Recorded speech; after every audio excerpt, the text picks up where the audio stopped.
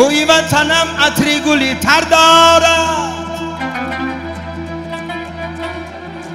هر کوی وطن زیایی مادر دارد. شکرانه کنم که تاجیکستانی عزیز سرکرده و پیشوای و سرور دارد.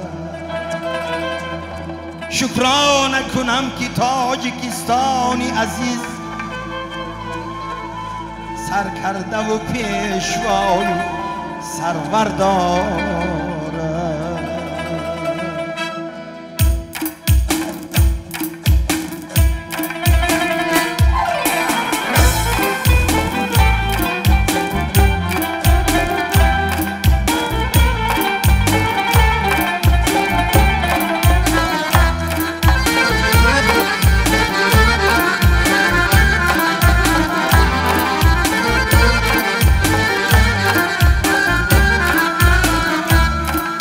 سروری آخیل و خیرتمندی وطن، عزیزی تو جمله خلقی پرسندی وطن.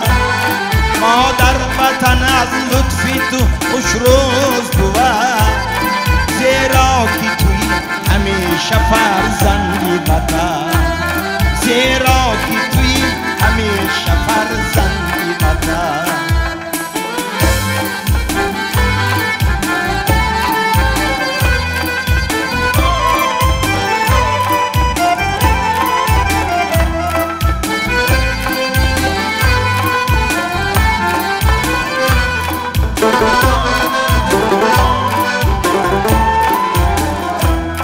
سرسبز همیشه تاجیکستان باشه، هر کوچه و پس کوچه گل افشان باشه.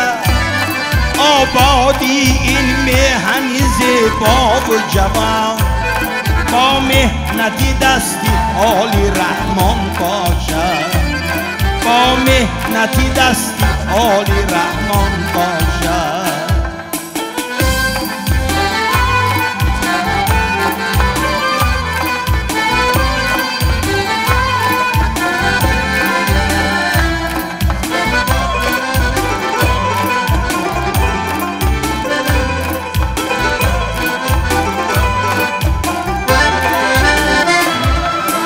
سروری نیک و با فضیلت داره،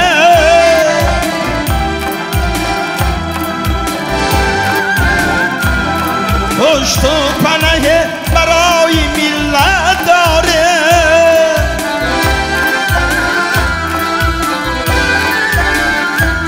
شکرانه که در جهان سری ماست بلند، شکرانه که در جهان سری ماست بلند.